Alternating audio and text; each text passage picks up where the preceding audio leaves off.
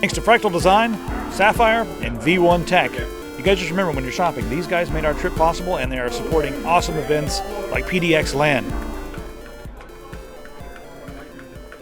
Agent Beard? Never heard of it.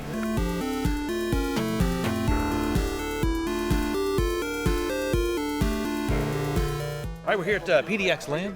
All stuff going on. Where's your beard? There's something. All right, here's your beard. Something amazing is happening. I don't even know. We should be playing games, but you guys have begged and begged and begged, so we decided to make a really terrible version of the tech. Here it is. I'm sorry, it's awful. You can turn it off right now if you want to. We couldn't be bothered with any kind of setup. Also, thanks to our sponsors. And guys, I want you guys to remember why we're here. Yes. Fractal decided that they actually wanted to see like the entire experience. That was Josh. Talked to Albert. He's like, give us a nice experience video, the whole thing. Show the community, show what's going on. So we're working on a nice experience video. It'll be a couple of days or so before that comes out. In Portland. Yep, and a little bit of Portland flavor in there too. It'll be fun eating some weird food in Portland because they've got it. And then we have Sapphire on board as well. So thanks to them for hooking us up. Ed is going to be on later the show, so is Jerry, Barnacules that is, and Jay will have a little round table. And, thanks to V1 Tech, they hooked us up with a room. V1 Tech has been everywhere, so just remember that they are some of the brands that really help support the community. They made the trip possible. Thanks a lot, guys. Things to talk about. I know some of you guys are like having withdrawal right now. I saw on the forum everyone's having withdrawal from the tech. Yeah. Sorry. Yeah, we were having a little fun. We're on vacation. Everyone's like, get back to work. It's just the way it is. But, we've been here for a little while. We're a little late. And have you seen the time? Is it rant 30 already? It's already rant 30. You know why? Because Superfish. Superfish are an insidious type of creature, and they're installed on the root of your Lenovo laptop. So I don't think people are angry enough about the Superfish. I don't think people are yelling and screaming like they should. I mean, they should be on Twitter yelling and screaming like they do when someone says man up, and then they yell and scream about, oh, you said man up. They should be yelling and screaming about something like this instead. So first off, here is what the Superfish is. It is a Lenovo piece of adware or malware that is given, if they give it root access to your machine. They've been installing it in laptops since September. They say they're going to release a way for you guys to fix it now, but there's some pretty deep implications here, so I'll let you go on with what it actually does. The most insidious thing that it does, you have to understand a little bit how SSL on the internet works. SSL, that's Secure Sockets Layer, so let me give you the 30-second overview. SSL is basically a trust of companies that sign encryption certificates and they have some authority in signing them. So when you go to GoDaddy.com or you go to Amazon.com and you get the green lock in the corner, there's a consortium of companies that have sort of allowed that certificate to be created. And so some of it's GoDaddy or Starfield or VeriSign or Thauté, those companies. And so there's some implied thing that those companies have done some research to say, okay, Amazon is a real legitimate company, this is their certificate. And what the Superfish thing has done is add a third-party company that is affiliated with Lenovo or associated with Lenovo or Lenovo Advertising or something like that. And so this third-party company has as much root authority and as much root certificate stuff as if they were Thauté or VeriSign or somebody in the public SSL trust. Now, in corporations, you see this in corporations where they have Active Directory, and the Active Directory server will add itself to the SSL root. But basically, anything that uses this SSL certificate, a certificate signed by this certificate authority, will be trusted by your computer. Now, the bad news is that the key necessary to generate arbitrary SSL certificates is included in the malware. And so the key is out there on the internet. Anybody can create a certificate that will be trusted by Lenovo computers. And so if somebody creates a certificate for an executable that says, hey, this is from Microsoft, and it's totally fine for your machine will say, okay, sounds good, and it'll run it, and it'll be fine, and that's very bad. So like if you go to some of those websites, with Chrome or whatever, and Chrome's like, I don't want to go there. This will be like, oh no, everything's fine. We've taken care of it, we've signed it. And the other implication is, let's say you're in a coffee shop or something like that. If there's anybody in there who knows about this hack, they will be able to easily watch everything that you're doing on your computer over the open Wi-Fi. They'll be able to, log your passwords to your bank account. They'll be able to watch anything that you're doing on your machine. And the mechanism that they use to do that is SSL impersonation, because your computer trusts that rogue authority. That rogue authority can create SSL certificates to do whatever. That's how companies snoop on SSL traffic inside their organization, and that's also how Google.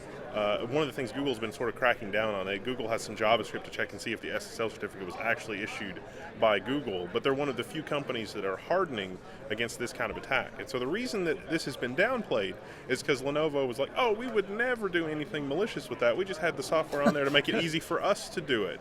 But, we're not going to do anything malicious. We're just going to do advertising. That's the rationale. Advertising, okay, it's already a troubling path that we're seeing with a lot of these companies out there, especially like the television companies. Now we're seeing with Lenovo and some other companies where they are looking at their customers as not just one-time buyers. They're looking at their customers as cattle. Yeah, they're like, hey, you know what? We're going to get these customers, and then we're going to herd them. We're going to put them in the barn, and then we're going to milk them for everything that they've got. Well, and then when we're done with them, we're going to cut them up and eat them. The executives are like, wait a minute.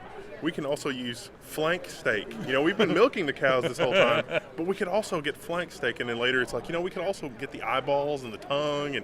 And so it's just more and more commoditization of the cattle that is the people that are, they're these companies' customers. One day they're going to wake up and be like, oh, we've eaten the last customer. Now what do we do? It's like the trees on Easter Island. So you guys can get rid of this, apparently. There are ways to get rid of it. It's so bad that Homeland Security is like, you should probably do away with this. So that should tell you something. There are some tutorials out there to get rid of it. My way to get rid of it is take your Lenovo laptop, smash it on the ground, throw it away. But really, you could just reinstall a vanilla version of Windows, and that should fix it. Yeah, that'll definitely fix it. Just make sure you completely wipe your hard drive. Don't reinstall Superfish. It's like, if you're downloading, it's like Lenovo downloads for your model. It's like Superfish enhanced ads? No, reinstall a vanilla version and then the driver separately. God, no. And ignore all the stuff from Lenovo. So, yeah. Let's talk about the NSA for just a little bit. We're at a gaming convention talking about the NSA. They have some new spying tools that Snowden has uncovered. And this is after 22 months of Snowden leaks. The thing with SIM cards is there's only a few companies that make SIM cards, and the security of the SIM card depends on encryption keys that are owned and controlled by those companies. And so the NSA sort of surreptitiously has gotten access to those encryption keys. So SIM cards made by those companies, and you have one probably. They make a few billion per year, the company, and so they've embedded their nonsense, or they've been able to hack the encryption on billions of SIM cards. That's pretty much all the SIM cards out there. Because the root keys are compromised, basically, is how that works. I mean, they've already got their I forgot what they call it, the shark something, where they have like the fake cell towers. They already have that going on. Yeah, Stingray. Yeah. Awesome. Just sit in the middle of like the land.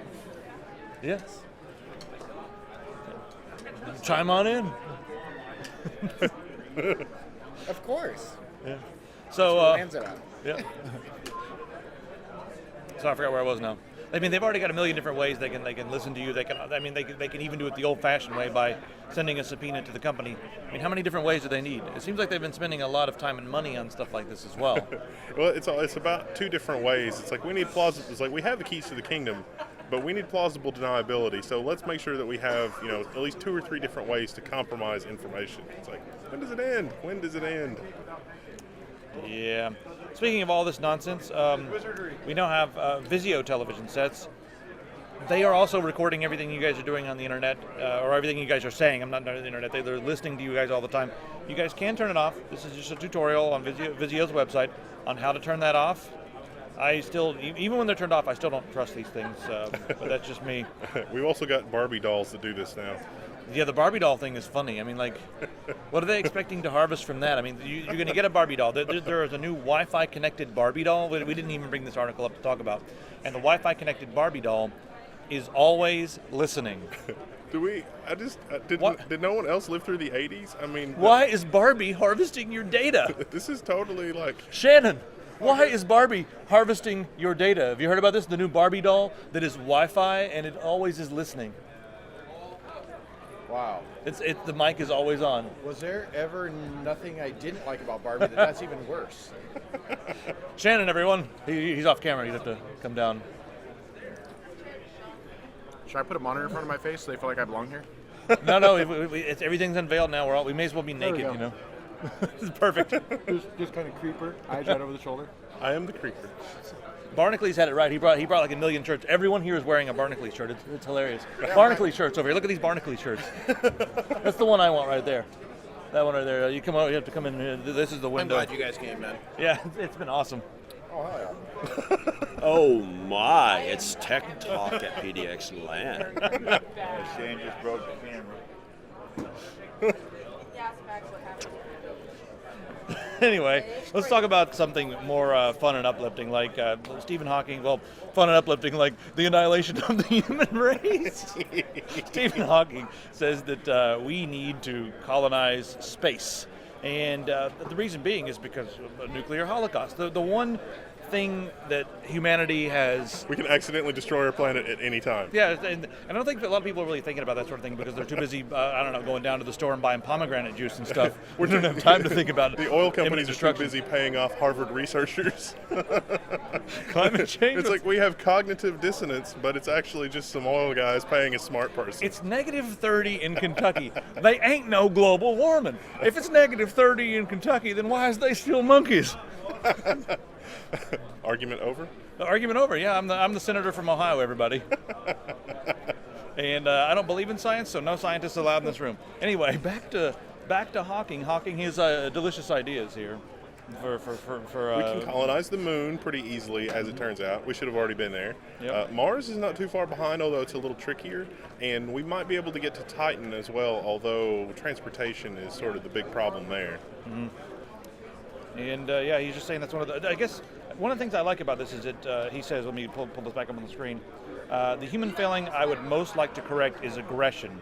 It may have had a survival advantage in caveman days to get more food, territory, or a partner with whom to reproduce. But now it threatens to destroy us all. And he's right. We've changed and evolved in a lot of ways, but we're still held back by aggression. What sort of evolution has driven the NSA? Because those people are just. I don't understand what the obsession is. Yeah.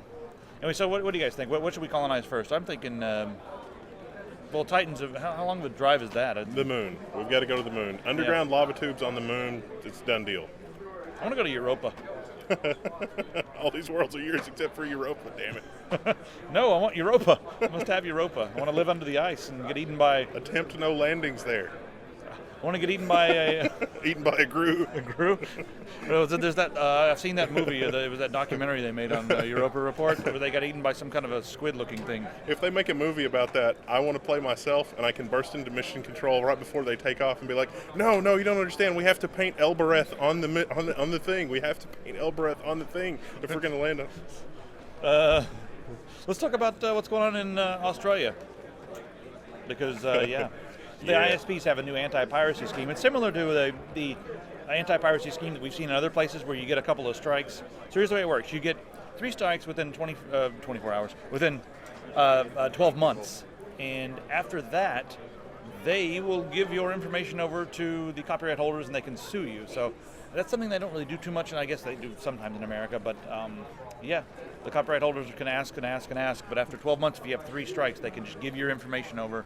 And the other part of that is that it codifies in law DNS blocking for websites. So it makes it easier for rights holders to be like, no, this website is bad, let's block it. Well, I mean, they're just going to be doing that for things that they may start doing it and abusing it for things that are just competition or things they don't agree with. That's what we've seen with the Google takedown notices. Negative reviews. Hey, let's just DNS block this negative review here. Yeah. Everyone. I don't even know what movie they could be doing because I don't even know what movies are out. But yeah. All right. This is kind of cool. Let's go from Australia. We're going to go to West Virginia. So, in West Virginia, it's kind of the same. West Virginia is like the outback of America. Except they do talk funny. I was in West Virginia several months ago. I had to pull over on the side of the road. It's sad there. The coal industry's done a number, and no one seems to have. It's like I think the most impoverished state right now. Yeah. Lowest wages and all that, and they also do not have very good internet infrastructure in the state. And a lot of people, they have problems with the last mile. In West Virginia, it's not just the last mile that has problems; it's the it's the entire network that has problems. So they're going to spend $78 million creating a 2,600 mile fiber network that's going to be state-owned. They're looking at it and taking it very seriously because not only do they not have the last mile infrastructure, they also don't have the backhaul. So, in major cities, it's like, oh, surely this major city has a substantial connection, like 10 gigabit, 40 gigabit, 100 gigabit, something like that. No, there's nothing, there's not really very much of that in West Virginia either, because there's just not the long haul infrastructure. The internet sort of goes around West Virginia. This is kind of a problem. Yeah. So it'll be interesting to see what happens there. I think internet could really bring a lot of industry to West Virginia. There's some smart guys there. They just don't have access to a lot. And a lot of people get stuck there and can't get out, and it's kind of sad. I mean, what can you do? So places like West Virginia with good science and technology education and good internet connectivity will be a good outsourcing destination for programming and development. I mean, they've been doing that in Central Kentucky for a long time. Yes. You've got Amazon has a thing there. HP has a thing. HP has a thing there. So they're rural sourcing. Yeah, and it's working really well. It's actually helping the economy. So this is a quick article, uBlock versus AdBlock Plus, and some of you guys out there in the comments started recommending MicroBlock over even I'm using AdGuard, but I switched over to MicroBlock, and the reason being is it uses fewer resources and it's better on your CPU. So the bottom line of this entire article is that it's 2 to 3 times more efficient than AdBlock Plus on the same page. For fear of offending our Google overlords, this is an interesting article and you should look at it. Oh yeah, we should move on. Oh, we've already talked about this. Yep. Almost kind of going back in relation to the whole, like, when the NSA, right, they, and also all the governments, the GCHQ and Britain, and all that. That mobile SIM card thing was also the GCHQ was involved, so yeah. Britain's not off the hook. The reason I'm bringing it back up is because they have done things that if an individual were to do something like this, they would be thrown in jail forever. Yeah. If they were to try to bypass encryption. We have like a war on encryption, but if you were to try to like hack a cell phone, prison forever. If it were a tangible item, like let's say that this is not the digital world, the encryption keys, if this were tangible items, I mean, our governments, all of our governments have classified encryption as munitions at one point in history or another. So if we were to just, step back into that time, this would be like strapping dynamite to like the power grid in a country and being like, oh no, it's totally fine. Our hand's on the button. We can totally hit the button anytime we want, but we're not gonna because we're the NSA or we're the GCHQ. But the dynamite is there, and the dynamite is real. But we're good because we're the good guys, right? Hey. Yeah. So Fidel Salinas, now he is a hacker, and the FBI have been watching him for a little while. They came in and they were like, "Hey, we've got 44 counts of your hacking. We're gonna, throw you in jail for the history of the world." It was like 8, and then it was 12, and then it was like 22, and then it was 44, and then finally it kept growing. Yeah, and then finally his lawyer uncovered what they were doing, and then it was like, "Oh, no charges." So, well, the thing is, he's thrown in jail right now. The thing that's happened with him is they said, "Hey, listen, we'll clear all of your charges if you help us hack some things that we want to hack. If you help us dig up some dirt on some politicians, if you help us do this, if you help us compromise some encryption, then you're free." We don't specifically know what they were going to have him do, but they were going to have him do some black hat operations, which could have been those things that were mentioned. Yeah, it could have been those things. And this is all hearsay because it's all stuff that he said, but it does show an interesting pattern of how they've tried to bully people into working for them and doing some black hat operations for them. The best example of misconduct, I think, for this, I always go back to William Benny and those guys, which were the original pre-Snowden NSA. They totally railroaded those guys, and you should check out the Wikipedia article on that to find out just how deep the rabbit hole can go on that kind of thing, because they absolutely they brought the guy off on charges for having classified material that was not in fact classified, and they tried to retroactively classify it in order to make the charges stick. And the judge, I'll never forget what the judge said. It was the day before the trial, and they dropped all the charges, and the judge said, it is unconscionable that the administration would, run this man up the flagpole, and then the day before it goes to trial, drop all the charges. That's, a clear indication of miscarriage of justice, clear indication of railroading. And it's like, it seems like a pattern of behavior. Yeah. Let's talk about something a little bit lighter, I suppose. The biotech industry, I guess a couple of years ago, discovered a mechanism for inserting, almost like, I guess I could talk about this in terms of code, of like going to a certain line and inserting and removing a piece of code in DNA. There's an editing thing called CRISPR, I guess. It sounds like a... They figured out a way to that basically just build a machine to very accurately and on a very small scale manipulate strands of DNA. What's interesting is this already existed in nature. They just discovered it. They didn't actually invent this. They discovered it. And the implications are that they will be able to go into someone who has, a deformity, or not deformity, or genetic disease, and they'll be able to correct it. And they were able to do so in mice. So we're talking about palsies and things like that. They'll be able to correct those with this. And they may even be able to do some incredible bioengineering. They're also talking about, they've thrown out the obvious thing, like, hey, we're going to be able to make an endless food supply, which I'm always skeptical of, because they usually take the bioengineering and use it to maximize profits and destroy small farms. But Bill Gates thinks that genetically manipulated food is going to be the cure to world starvation, and genetically modified...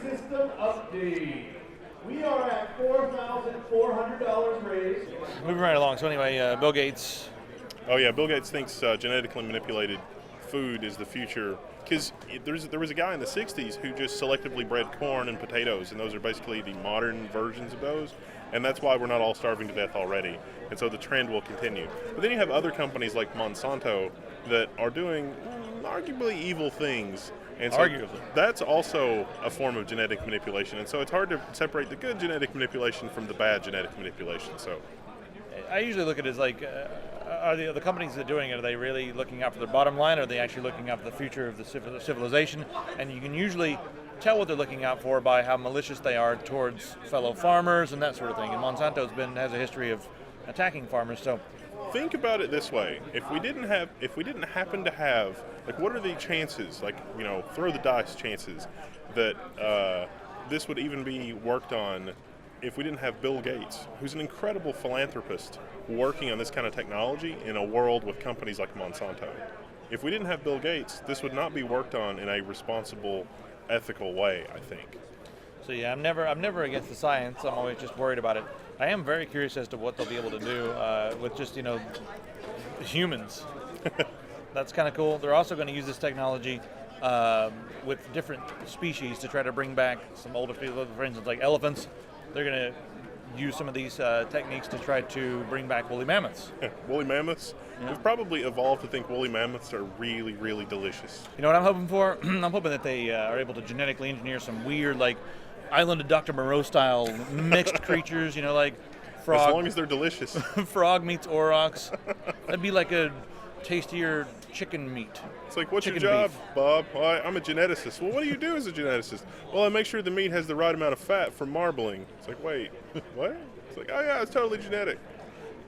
They need to get the GoDaddy guys, and they need to have them fund some of this stuff just so that they can shoot the animals that they create. That would be really cool. So it would be like an Island of Dr. Moreau pay-to-hunt thing. Well, you know what you could do? Maybe you could order in advance, like order a couple years in advance, an animal that you want to hang on your wall. Like I want a gigantic 17-foot tall bulldog with a fish head and antlers, because I want that on my wall. And then they would make it, and then you could go shoot it and eat it. I'm pretty sure that we're going to end up with like Greek mythology, big game hunting. It's like, what's that? Oh, that's my Cerberus head. If it wasn't for all these moral people out there, we could do this with humans. Because there's a lot of people doing the epidermal implants. No, you could just get some kind of you could just have a biomod done and then grow your own horns.com. Yeah, that's it. Thanks again to our sponsors. I think it's time to go over and hang out with Jay and Barnacules and Ed from Sapphire. Have a little round table. Enjoy that garbage. We're having a round table. It's with a very rectangular. You guys can see everybody here. We got Jay, Barnacules. I don't know who this is. We picked up some random guy outside. Wait, hold on.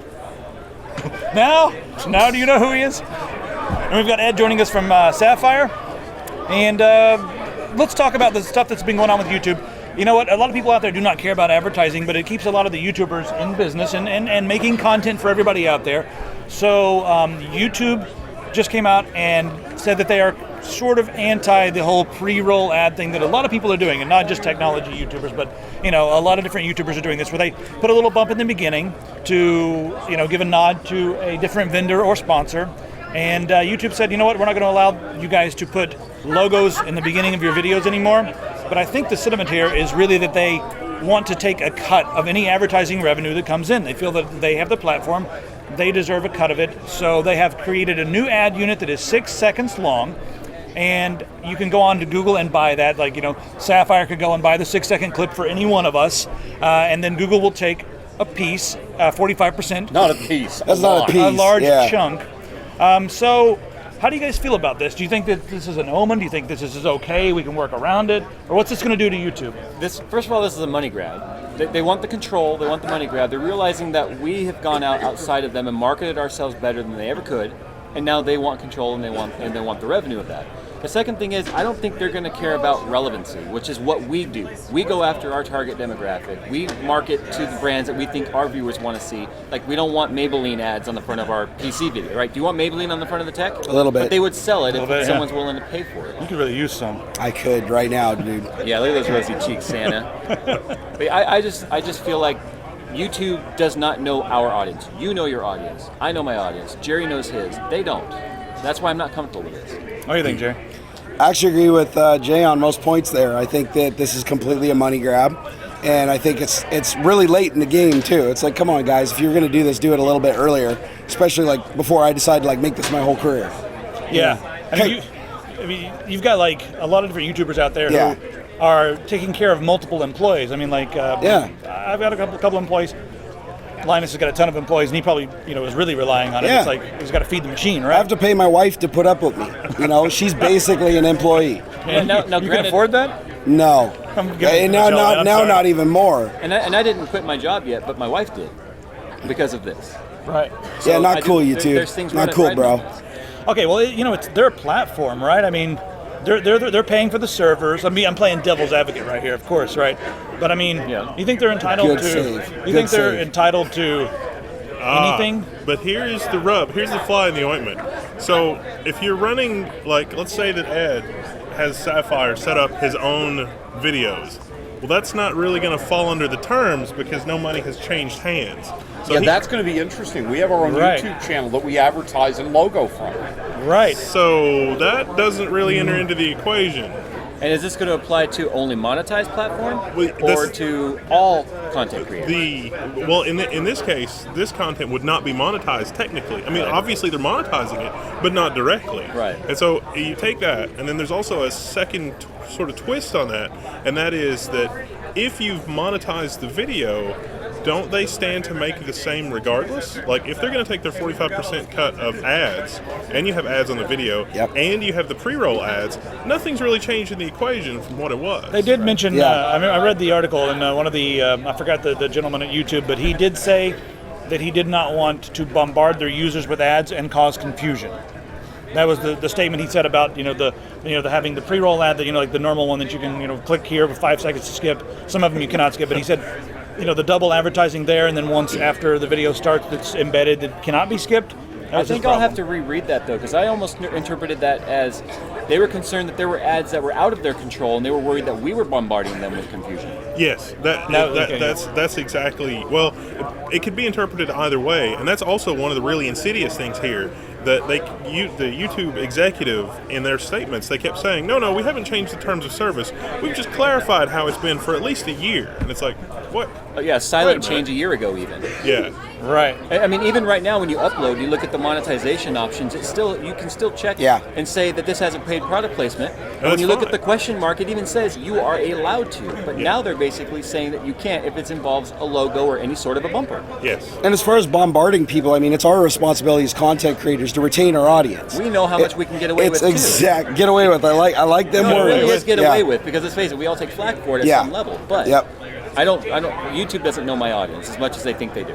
Yeah, and if a channel comes online that's just rolling nothing but ads, they're not going to survive. But someone brought up on your Twitter too. What about the people who are doing like movie trailers and stuff, where the whole video is nothing but an ad? Yeah, it's a good point. No, I had so with Sapphire and that sort of thing, you guys want as much exposure, and of course you can always, Right. give review samples out to people, and then they can do a review, and that's, Right. 100% non-advertising type exposure. You still have that, and we'll never take a penny for any, sort of review or overview video or anything like that, but you guys still do want to do some advertising as well to make sure that it gets maximum exposure. How are you guys going to work around the new terms? Well, I mean, we haven't come up with how to work around it yet. This really just hit, and I haven't had any chance to talk to anybody. Yeah. I like what you guys are saying. Even playing devil's advocate, this is heavy-handed. They could have come in much more subtly than this. They could have said, if you're going to have a monetized channel, we expect a small percentage, 2 or 3% of the ad revenue, and they still would have made a lot of money when you realize how many channels do this. For a 45% hit, that's ridiculous. Plus, I don't get to deal with you. Right. Okay, so if I sit down and talk with you, you and I can work out any kind of deal for advertising. Yeah. And I don't have that flexibility with YouTube. With YouTube, it's going to be, this is our terms, take it, leave it, be gone. Can I respond to that though? YouTube has made these changes. We find out about it third party. Right. That's the bad part. And they could have sent out blast emails to all content creators because we're registered with our registered emails and been like, terms of service update. Let us know. They didn't let us know anything. I didn't Do get an you email. guys have to, now I don't understand some of how this works because I don't deal with this end of it. Do you guys pay for having your channels up? No, they take a cut of revenue on the channel. They take a cut of revenue, so they're already taking a cut of revenue. Pretty big on cut, the yeah. channel. 45%. And they're talking about they don't want to confuse with ads. Wouldn't it make sense to instead say, well, you know what, content provider, if you want to pay $5,000 a year, none of our ads will appear, only yours. It's funny that you say that because that's exactly what they're doing on the consumer side with YouTube subscriptions. So with YouTube subscriptions, and a consumer can pay $7 or $10 a month or whatever that's going to be, and then they don't have ads on YouTube. But when somebody goes to watch one of our videos, that monetizes for us the same way. Like we get a percentage of that $7 that they're spending. But why would anyone ever pay $7 a month when AdBlock is free? And that's what most people are utilizing. So Google's already crazy thinking anyone would pay that. Yeah. Well, I want to know what you guys think in the comments. I don't want to dwell on. I want to spend a little bit of time on PDXLAN before we have to get out of here, but. There's a lot we could talk about on this, but I want to know what you guys think about their new changes. Like how it's going to affect your favorite YouTubers out there. So, PDXLAN, you guys having fun? I'm having a blast. Absolutely. I've never been to a LAN Can't you tell by my voice? I have never been to a LAN. Yeah, this is completely new territory for him. And this is like my audience too. So are you playing games or hanging out mostly? I mean, like it's like 50-50. Yeah, I have had so just as much fun hanging out as I have playing games and streaming. Well, I'll definitely be back next year. That's what I'm going to say. Or endlessly setting up games too. That's part of the LAN experience. Yeah. Well, for Jerry anyway. You're like, let me download a new thing, let me install a new thing. And then it doesn't work, and then you get banned, and you have to get unbanned. Yeah, And then you're ready to play, and all of a sudden your internet drops out. Oh, you guys are jerks. But it's all part of the fun. Yes, I will be back. Yeah. That's for sure. And there's like a lot of really interesting information I've been getting from the audience. You go around, and a lot of times they'll give you some really insightful information, either about like website, your content. These are like the core people. I like coming here just because they really have the best feedback. It's great to be able to go back and forth instead of just getting a comment, or something. What like I love about this community is, despite the size, it has that very old, small group feel. Yeah. I love the fact that every time I walk into this event, I feel like Norman Cheers. Yeah. Everybody knows your name. Everybody's glad you came. I get yelled hi. I get hugged. I get handshook. The first 3 hours I'm at this event, I can't do anything because everybody's wanting to come up and say hi. You know what my takeaway is from this event, or any LAN party, if they're anything like this, and the LAN events? People drool over my system, but I have to change the name to Chumpworks after seeing the systems that are here today. Definitely. All the build logs you see on like OCN, these crazy builds, they're here, and it's humbling for even a guy like me. You know what? They'll take that with a grain of salt. PDXLAN has the highest per capita number of serious modders and hardware enthusiasts of any LAN event I go to. That's my choir, Ed. And even though it's super professional, I still was able to twerk live on their Twitch TV this morning in my pajama pants. I tried to stop and them, nobody, I swear to God. not a single person gave us a look. It was like completely normal. Yeah, that's true. People just walk by, nobody cares. Yeah, I like that. That's inviting. It was terrible. Not you at know all. what was really bad? So he wanted to get up, we're going to do dancing. We're going to do the morning wake-up dance. And he's ready to get to twerk? I twerked. All he can get are guys to come up. I got girls to come up. But I was the only one twerking, buddy, so come on. Yeah. Just saying. Yeah, Don't but, judge but me, it was Wendell. all guys. That's all. Don't judge me, bro. I've seen the Twitter poop nap posts. The poop nap. Yeah. Oh yeah, that's Hashtag poop nap. It is a tradition a of mine. Jerryism. Yep. I don't know what this means, and I feel better for it. You're better off. Trust me.